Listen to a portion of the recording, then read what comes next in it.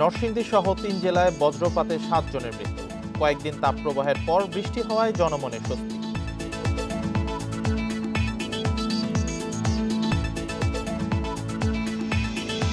সৈয়দপুর উপজেলা চেয়ারম্যান প্রার্থী ফয়সাল দিদার দীপু গ্রেপ্তার, জরিমানা পরিশোধে অস্বীকৃতির জের।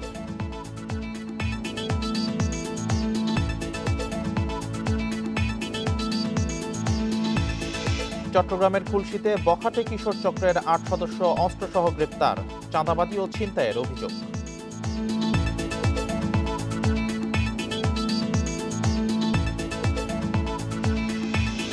রাঙামাটির লংগদুতে গুলিতে ২ ইউপিডিএফ সদস্য নিহত, জড়িত থাকার অভিযোগ নাকচ জেএসএস-এর।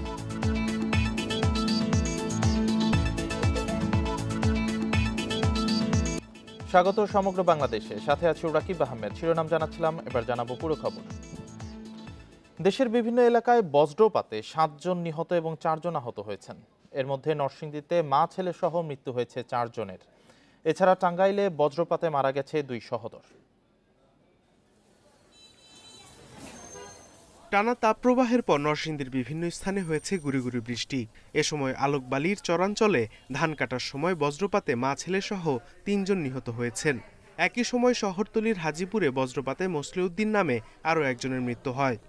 জ্বরের মধ্যে হঠাৎ করে একটা ঠাডা পড়ে, অনেকগুলো ঠাডা বেঁধে দেওয়ার পরে একটা ঠাডা পড়ার পরে তারা ৮-৯ জন ছিল এখানে। ৮-৯ জন থাকার পরে ৬ জন একসাথে আহত হয়। সকালে বৃষ্টি বজ্রপাত হয়েছে না, ঠাডা পড়ে পরে সাথে সাথে মারা গেছে। টাঙ্গাইলের কালিহাতীতে ধান কাটার সময় বজ্রপাতে আফজাল হোসেন ও আমির হোসেন নামে ২ ভাইয়ের মৃত্যু হয়েছে। প্রত্যক্ষদর্শীরা জানান, ধান কাটার সময় গুঁড়ি গুঁড়ি বৃষ্টিসহ বজ্রপাত শুরু হয়। এই সময় এই মৃত্যুর ঘটনা ঘটে। এছাড়া গাজীপুরের শ্রীপুরে ধান শুকানোর সময় বজ্রপাতে ফাতেমা আক্তার নামে এক গৃহবধূর মৃত্যু হয়েছে। গত কয়েকদিনের তাপপ্রবাহ ও ভ্যাপসা গরমের পর বৃষ্টি হয়েছে হবিগঞ্জ, লক্ষ্মীপুর, চাঁদপুর ও নেত্রকোনায়। আবহাওয়া অফিস জানিয়েছে, আগামী কয়েকদিন বৃষ্টির ধারা অব্যাহত থাকতে পারে। Sadequr Rahman Siddiqui, independent news. এদিকে আগামী ২৩ তারিখ পর্যন্ত থেমে থেমে বৃষ্টির পূর্বাভাস দিয়েছে আবহাওয়া অফিস। এছাড়া কিছু এলাকায় শিলাবৃষ্টিও হতে পারে। সকাল থেকে রাজধানী সহ বিভিন্ন জেলায় হালকা থেকে মাঝারি বৃষ্টি হওয়ায় স্বস্তি ফিরেছে জনমনে। টানা কয়েকদিন গরমের পর সকালে রাজধানীর আকাশ ছিল মেঘলা, কিছু এলাকায় হালকা বৃষ্টি হয়। পরিমাণে কম হলেও বৃষ্টি আর মেঘলা আবহাওয়ায় কমেছে গরমের প্রকোপ, স্বস্তি মিলেছে নগরবাসীর। বৃষ্টি হলে মানুষ একটু স্বস্তি পায়। যে গরম পড়ে যে অবস্থা, মানুষ তো অসুস্থ হয়ে যায়। গরম একটু খারাপ লাগছে, এখন ঠান্ডা দিলে তো ভালোই লাগবে। আবহাওয়া অফিস বলছে, আগামী কয়েকদিন ময়মনসিংহ, চট্টগ্রাম ও সিলেট বিভাগের কিছু কিছু এলাকায় দমকা ও ঝড়ো হাওয়া সহ বৃষ্টি এবং বজ্রসহ বৃষ্টি হতে পারে। এছাড়া ঢাকা, রংপুর ও বরিশাল বিভাগের ২-১ জায়গায় শিলাবৃষ্টিও হতে পারে। আকাশ মেঘলা থেকে মেঘাচ্ছন্ন থাকতে পারে এবং সেই সাথে হালকা থেকে মাঝারি এবং বিক্ষিপ্তভাবে এর চাইতে বেশিও বৃষ্টিপাত এবং কোথাও কোথাও ভেরি ফিউ প্লেস বিক্ষিপ্তভাবে শিলাবৃষ্টিও হওয়ার সম্ভাবনা আছে। বৃহস্পতিবার পর্যন্ত দেশের বিভিন্ন এলাকায় থেমে থেমে বৃষ্টি হতে পারে। এরপর আবারও মৃদু থেকে মাঝারি তাপপ্রবাহ শুরু হতে পারে বলে জানিয়েছে আবহাওয়া অফিস। বৃষ্টিপাতের প্রবণতা যখন বৃদ্ধি পাবে, চলমান যে তাপপ্রবাহ এটা প্রশমিত হয়ে যাবে। যখন বৃষ্টিপাতের পরিমাণটা কমে আসবে, তখন আবারও দেখা যাবে যে দীর্ঘমেয়াদী না হলেও স্বল্প মেয়াদী তাপপ্রবাহ আবার আসতে পারে। এ সময়ে বঙ্গোপসাগরে একটি লঘুচাপ সৃষ্টি হতে পারে বলেও জানানো হয়েছে আবহাওয়ার পূর্বাভাসে। জাহিদুল ইসলাম, ইন্ডিপেন্ডেন্ট নিউজ, ঢাকা। নির্বাচনী আচরণবিধি ভঙ্গের অভিযোগে নীলফামারীর সৈয়দপুর উপজেলা চেয়ারম্যান প্রার্থী ফয়সাল দিদার দীপুকে গ্রেপ্তার করেছে পুলিশ। এসিল্যান্ডের দায়ের করা মামলায় তাকে গ্রেপ্তার করা হয়। শুক্রবার তাকে আটক করা হলেও প্রায় ২০ ঘন্টা তার বিরুদ্ধে মামলা হয়। পুলিশ জানায়, জীবন্ত ঘোড়া নিয়ে প্রচারণা চালানোর সময় চেয়ারম্যান প্রার্থী দীপুকে ৪০,০০০ টাকা জরিমানা ও অনাদায়ে ১ মাসের কারাদণ্ডের আদেশ দেয় ভ্রাম্যমাণ আদালত। বিষয়টি মেনে নিতে অস্বীকৃতি জানালে পুলিশ তাকে আটক করে। প্রায় ২০ ঘন্টা পুলিশের হেফাজতে থাকার পর দুপুরে তার বিরুদ্ধে মামলা করেন এসিল্যান্ড আমিনুল ইসলাম। এরপরই গ্রেপ্তার দেখানো হয় চেয়ারম্যান প্রার্থী দীপুকে।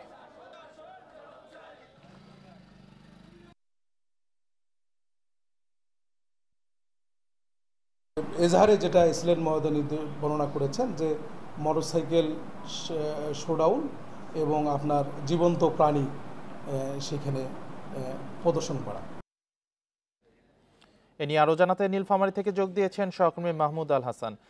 মাহমুদ, আচরণবিধি লঙ্ঘনের দায়ে প্রথমত তাকে জরিমানা করা হয়েছিল, পরে আসলে ঠিক কি ঘটনা প্রবাহের মধ্যে দিয়ে তাকে গ্রেপ্তার করা হলো, তার এখন কি অবস্থায় আছেন সর্বশেষ অভিযুক্ত চেয়ারম্যান প্রার্থী?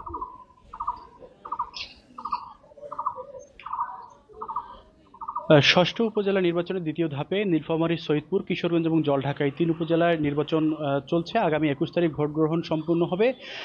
এই গতকাল বিকেল 4টায় সৈয়দপুর উপজেলা চেয়ারম্যান প্রার্থী ঘোড়া প্রতীকে ফয়সাল দিদার দীপু তাকে ভ্রাম্যমাণ আদালত বসিয়ে জীবন্ত প্রাণী অর্থাৎ তার প্রতীক যে ঘোড়া, 2টি ঘোড়া নিয়ে তিনি প্রচার প্রচারণা করছেন এমন অভিযোগের প্রেক্ষিতে ভ্রাম্যমাণ আদালতে সৈয়দপুরের সহকারী কমিশনার ভূমি আমিনুল ইসলাম 40,000 টাকা জরিমানা এবং অনাদায়ে 1 মাসের কারাদণ্ডের আদেশ দেন।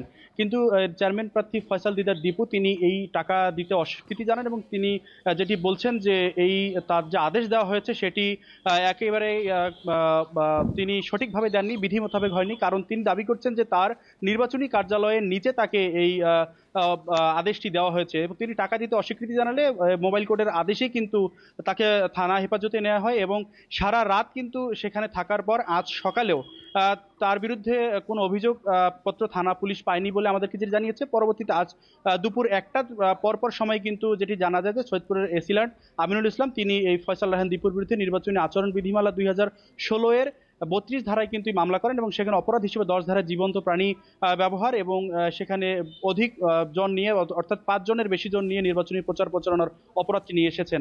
বর্তমানে তাকে পুলিশ দুপুরবেলা গ্রেপ্তার দেখিয়ে কিন্তু এখন আদালতে প্রেরণ করেছে। বর্তমানে নীলফামারী জেলা জজ আদালতে সৈয়দপুরের সহকারী জুডিশিয়াল ম্যাজিস্ট্রেট তার সিনিয়র জুডিশিয়াল ম্যাজিস্ট্রেট শাহিন কবির আদালতে তাকে প্রেরণ করা হবে এবং এখানে ইতিমধ্যেই কিন্তু একজন আইনজীবী নিয়োগ করা হয়েছে, তার বিষয়ে তারা জামিন চাইবেন।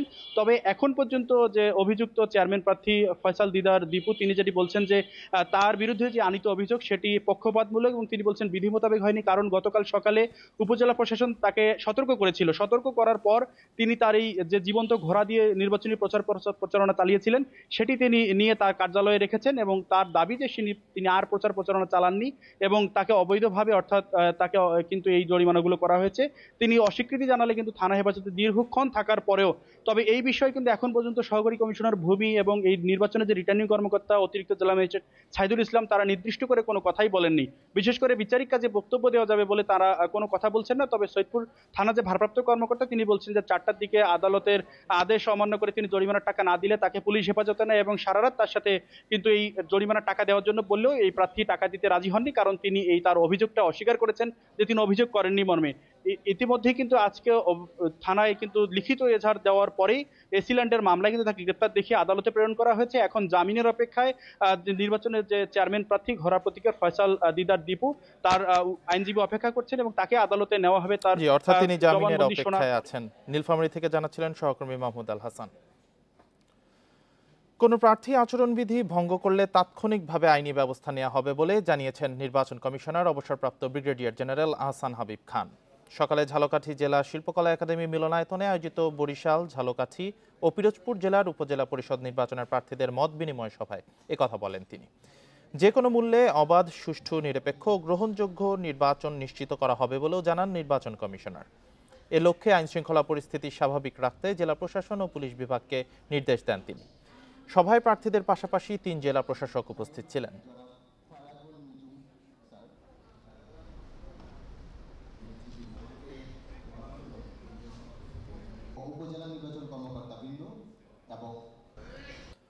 দ্বিতীয় ধাপের উপজেলা নির্বাচনে কর্মী সমর্থকদের নিয়ে শেষ মুহূর্তের প্রচারে ব্যস্ত প্রার্থীরা। বৃষ্টি আর বৈরী আবহাওয়া উপেক্ষা করেই চলছে ভোটের প্রচারণা। আচরণবিধি লঙ্ঘন সহ নানা পাল্টাপাল্টি অভিযোগের মাঝেই ভোটারদের দ্বারে দ্বারে যাচ্ছেন প্রার্থীরা। ভোট সুষ্ঠু করতে সব ধরনের পদক্ষেপ নেওয়া হচ্ছে জানিয়েছেন নির্বাচন কর্মকর্তারা। দ্বিতীয় ধাপে দেশের 157 উপজেলায় আগামী মঙ্গলবার ভোট গ্রহণ। তাই শেষ মুহূর্তের প্রচারে মুখর এসব নির্বাচনী এলাকা। ভোর থেকে রাত পর্যন্ত শহর গ্রামে চলছে প্রচার। বৃষ্টি আর বৈরী আবহাওয়া উপেক্ষা করে সকাল থেকে প্রচার চালাচ্ছেন সুনামগঞ্জের প্রার্থীরা। বৃষ্টিতে বড় সমাবেশ বন্ধ থাকলেও হাটবাজার, চায়ের দোকানেই চলছে ভোটারদের সাথে জনসংযোগ। কিন্তু আমরা সেন্টারে নেওয়ার জন্য আপ্রাণ চেষ্টা করছি, ইনশাআল্লাহ আশা করি আমরা সন্তোষজনক ভোটার যাবে। দ্বিতীয় ধাপে ভোট হবে গোপালগঞ্জের কাশিয়ানী, মুকসেদপুর উপজেলা, যশোরের শার্শা, রাজবাড়ী, নাটোর ও শেরপুরে। নির্বাচনে জয় পেতে নানা প্রতিশ্রুতি দিচ্ছেন প্রার্থীরা। সেই সাথে আছে আচরণবিধি লঙ্ঘনে একে অপরের বিরুদ্ধে অভিযোগ। আমি রাস্তাঘাট, ব্রিজ, কালভার্ট যেগুলো বাকি রয়েছে সেই কাজগুলো করব। শেষ সময়ের প্রচারে ব্যস্ত পাবনার চাটমোহর, ভাঙ্গুড়া, ফরিদপুর উপজেলার প্রার্থীরা। ভাঙ্গুড়ায় চেয়ারম্যান পদে প্রার্থী হয়েছেন স্থানীয় সংসদ সদস্যের ছেলে গোলাম হাসনাইন রাসেল। অন্য প্রার্থীদের অভিযোগ, ছেলেকে জেতাতে নানা কৌশল নিচ্ছেন এমপি মকবুল হোসেন। এদিকে হুমকির মুখে ভোটের প্রচারণা থেকে সরে গেছেন এমন অভিযোগ এক প্রার্থীর।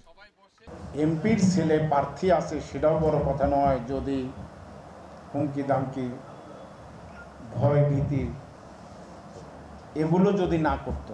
বিভিন্ন হুমকি ধামকি দিয়ে সরাই রাখতেছে বা বিভিন্ন পর্যায়ে তাদেরকে আটকায় রাখা হচ্ছে যেন তারা ভোট সেন্টারে না যায়। কোনো প্রভাবের কোনো সুযোগ নাই। এই ভাঙ্গুর উপজেলাবাসী বুঝতে পেরেছিলেন যে উনি এই ভাঙ্গুরকে নিয়ে ষড়যন্ত্র করছে, যে কারণে ওনাদেরকে জনগণ প্রত্যাখ্যান করেছে।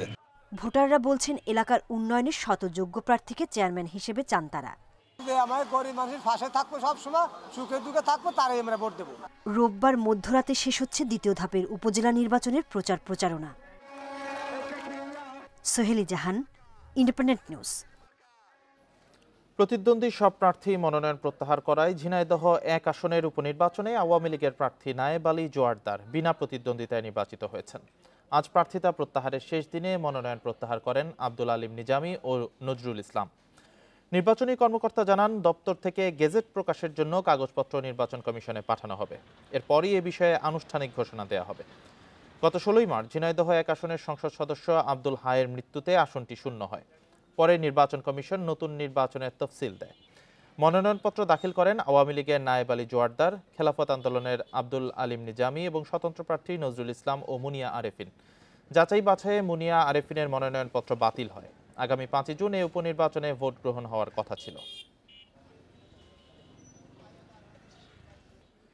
চট্টগ্রাম নগরীতে অভিযান চালিয়ে বখাটে কিশোর চক্রের 8 জনকে গ্রেপ্তার করেছে পুলিশ। শুক্রবার রাতে তাদের গ্রেপ্তার করা হয়। গ্রেপ্তারকৃতরা চাঁদাবাজি ও ছিনতাইয়ে জড়িত বলে দাবি পুলিশের। পুলিশ জানায়, শুক্রবার নগরের নাসিরাবাদ সরকারি বালক উচ্চ বিদ্যালয়ের মাঠে খেলতে গেলে এক কিশোরকে মারধর করে বখাটে কিশোর চক্রের 8 থেকে 10 সদস্য। এক পর্যায়ে তার কাছ থেকে 4টি মোবাইল ছিনিয়ে নেয় তারা। পরে অস্ত্রের মুখে জিম্মি করে কিশোরের পরিবারের কাছে 1 লাখ টাকা চাঁদা দাবি করে। পরে ওই ভুক্তভোগীর ভাই 999-এ ফোন দিলে নগরীর আকবর শাহ ও পাহাড়তলিতে অভিযান চালিয়ে হেলাল বাদশাহ চৌধুরী সহ 8 জনকে গ্রেপ্তার করে পুলিশ।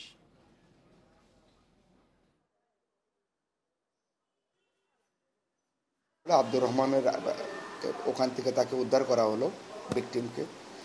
আর আব্দুর রহমানকে জিজ্ঞাসাবাদে সে তার সহযোগীদের নাম জানালো এবং তাদেরকে আকবর শাহ এবং পাহাড়তলি সব বিভিন্ন এলাকায় অভিযান করে রাত্রেবেলার ভিতরে তাদেরকে 8 জনকে অ্যারেস্ট করা হলো। রাঙামাটির লংগদুতে দুর্বৃত্তের গুলিতে 2 ইউপিডিএফ সদস্য নিহত হয়েছে। সকাল 8:30টার দিকে উপজেলার লংগদু সদর ইউনিয়নের বড় হারিহাবা এলাকায় হামলা চালিয়ে 2 জনকে হত্যা করা হয়। নিহতরা হলেন তিলক চাকমা ও ধন্যরাম চাকমা। স্থানীয়দের দাবি, নিহত 2 জন ইউপিডিএফ এর কালেক্টর হিসেবে কাজ করতেন। শুক্রবার রাতে ইউপিডিএফ এর এই 2 সদস্য মনপুদি বাজার এলাকার একটি বাড়িতে অবস্থান নেয়। খবর পেয়ে প্রতিপক্ষের সশস্ত্র সদস্যরা সকালে বাড়িতে হামলা করে এবং তিলক ও ধন্যরামকে গুলি করে পালিয়ে যায়। লংগদু থানার ওসি হারুনুর রশিদ জানান, পুলিশের একটি দল ঘটনাস্থলে যাচ্ছে। এদিকে এই হত্যার জন্য জনসংহতি সমিতি জেএসএস-কে দায়ী করেছে ইউপিডিএফ। তবে হামলার অভিযোগ অস্বীকার করেছে জেএসএস।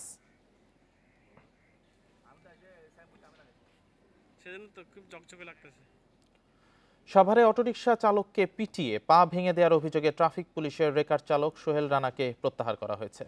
ঢাকা জেলার পুলিশ সুপার আসাদুজ্জামানের নির্দেশে অভিযুক্ত পুলিশ সদস্যকে পুলিশ লাইনে প্রত্যাহার করা হয়েছে বলে জানিয়েছে ঢাকা জেলা উত্তর ট্রাফিক বিভাগ।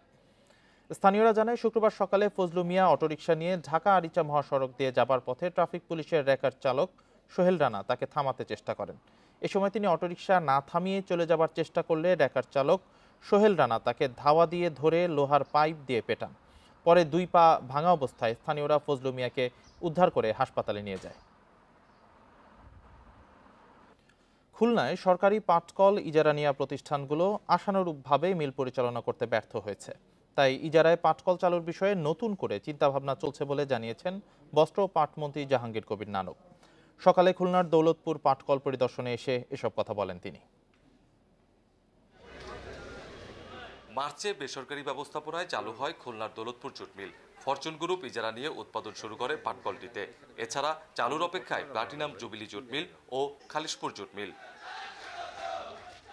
শনিবার সকালে পাটকল পরিদর্শন করেন বস্ত্র ও পাটমন্ত্রী জাহাঙ্গীর কবির নানক। চালু থাকলেও দৌলতপুর জুট মিলটি পুরোদমে উৎপাদনে নেই, তৈরি হয়নি প্রত্যাশিত কর্মসংস্থানও। এতে অসন্তোষ প্রকাশ করেন মন্ত্রী। তিনি বলেন, যে উদ্দেশ্যে পাটকল বেসরকারি খাতে দেওয়া হয়েছে তা পূরণ হয়নি। এই পাটকলগুলি এমন সুন্দর জায়গায় রয়েছে এবং বিস্তৃত এলাকা জুড়ে রয়েছে, এগুলিকে নিয়ে নতুন করে ভাববার সময় এসছে।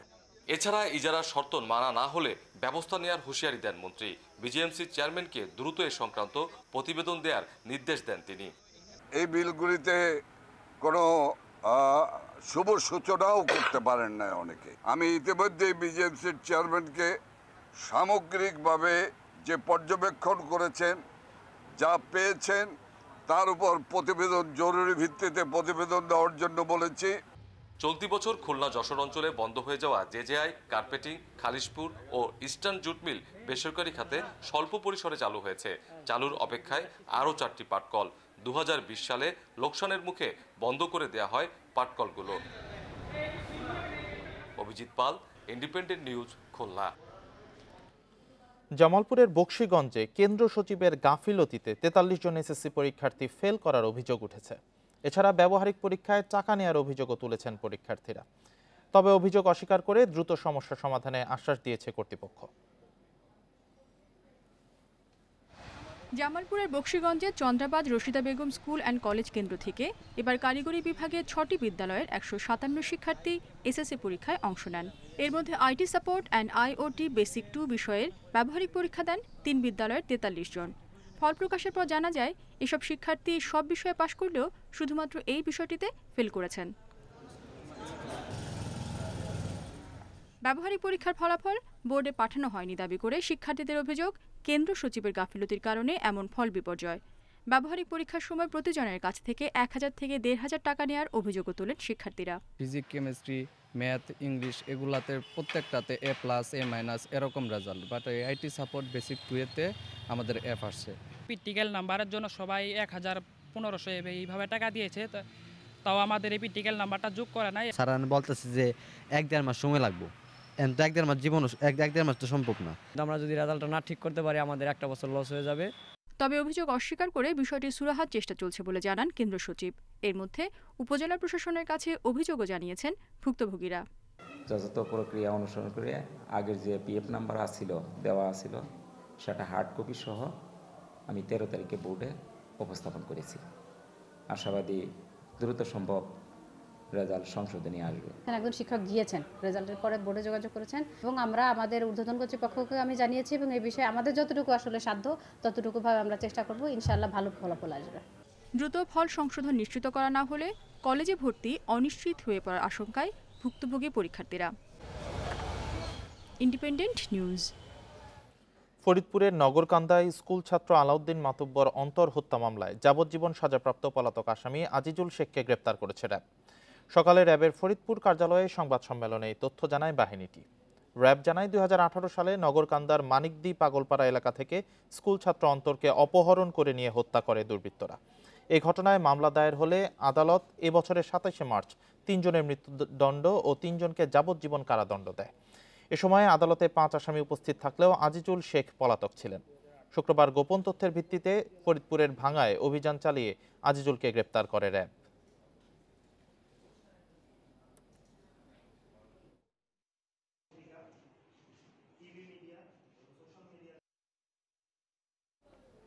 সাতক্ষীরার তালায় ধান বোঝাই ট্রাক উল্টে 2 শ্রমিক নিহত হয়েছেন। এই ঘটনায় আহত হয়েছেন আরও 11 জন। সকালে হরিশচন্দ্রকাটি সর্দার বাড়ির বটতলা এলাকায় এ দুর্ঘটনা ঘটে। নিহতরা হলেন কয়রা উপজেলার বগা গ্রামের সাইদুল গাজী এবং মন্দারবাড়িয়া গ্রামের মনিরুল ইসলাম।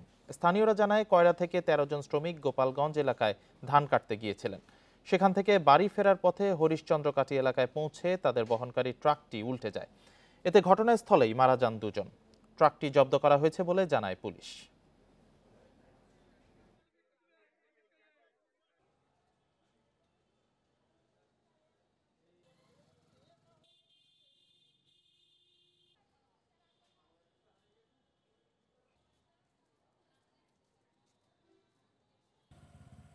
বাজার মূল্যের চেয়ে 1.5 গুণ বেশি দাম পেলেও সরকারের কাছে ধান বিক্রিতে চাঁদপুরের কৃষকদের মাঝে অনীহা দেখা দিয়েছে। অ্যাপসের মাধ্যমে আবেদন করতে না জানা, পরীক্ষার ঝামেলা সহ নানা বিষয়কে কারণ হিসেবে তারা তুলে ধরছেন। খাদ্য অধিদপ্তর বলছে, কৃষককে সচেতন করতে তারা নানামুখী চেষ্টা করছে। কৃষক উদ্বুদ্ধ না হলে ধান সংগ্রহ লক্ষ্যমাত্রা পূরণ হবে না। চাঁদপুরে এবার ৬,১০৬ টন ধান সংগ্রহের লক্ষ্যমাত্রা নির্ধারণ করেছে খাদ্য অধিদপ্তর। দাম ধরা হয়েছে ১২৮০ টাকা মন। এদিকে বাজারে ধানের দাম ৮০০ থেকে ৮৫০ টাকা মন। এরপরও সরকারের কাছে ধান বিক্রিতে অনীহা দেখাচ্ছেন কৃষকরা। তারা বলছেন, অ্যাপসের মাধ্যমে আবেদন করতে না জানা, পরিবহন খরচ, পরীক্ষার ঝামেলা, টাকা পেতে দেরি হওয়া, এইসব কারণে তারা সরকারি গুদামে ধান দেন না।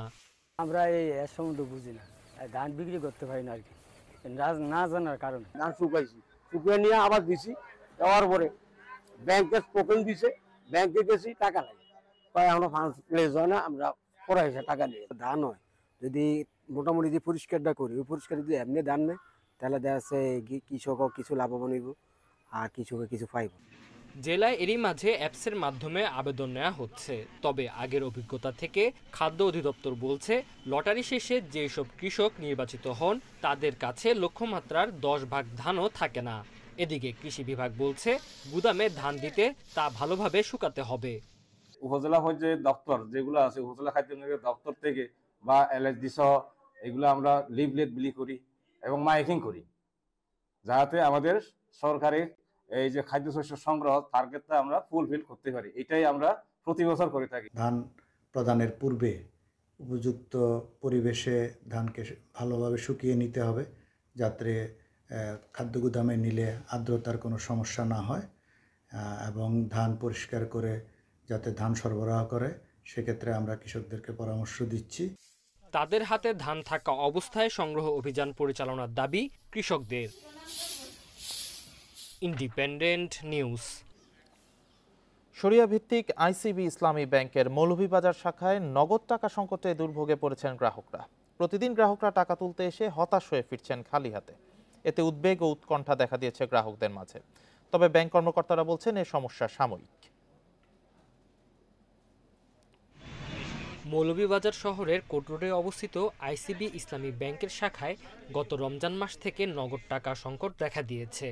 ফলে সর্বোচ্চ 10,000 টাকার বেশি উত্তোলন করতে পারছেন না গ্রাহকরা। প্রতিদিন এই শাখায় 20 লাখ টাকার বেশি চাহিদা থাকলেও এর 1/3 গ্রাহকদের বুঝিয়ে দিতে ব্যর্থ শরিয়া ভিত্তিক এই ব্যাংকটি। গত সপ্তাহে গ্রাহকদের বলা হয়েছিল রোববার থেকে এই সংকটের সমাধান হয়ে যাবে, তবে তা হয়নি। একটা সেভিংস অ্যাকাউন্ট এবং একটা স্টুডেন্ট অ্যাকাউন্ট, কিন্তু আমাদের দুই থেকে আমরা এখন পর্যন্ত কোনো টাকা উঠাতে পারছি না। 2-3টা ডেট দিস তো বলছিল ঠিক হয়ে যাবে, 2-3টা ডেটের ভিতরে, এগুলো ঠিক হচ্ছে না। 15 দিন হয়ে গেছে চেক এটা ধরে গেছিলাম, ব্ল্যাঙ্ক চেক, যে তারা কত অ্যামাউন্ট দিব, আজকে আমরা তারা 10,000 টাকা দেয়।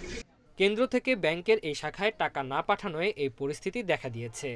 সাময়িক এই সমস্যা শীঘ্রই সমাধান হবে বলে আশা শাখা প্রধানের। কিছু লিকুইডিটি ক্রাইসিস হচ্ছে, ম্যানেজমেন্ট চেষ্টা করতেছে খুব তাড়াতাড়ি সলভ হয়ে যাবে। আর কাস্টমার টাকাও আমরা দিচ্ছি প্রতিদিনই, সমস্যাটা বেশি দিন থাকবে না।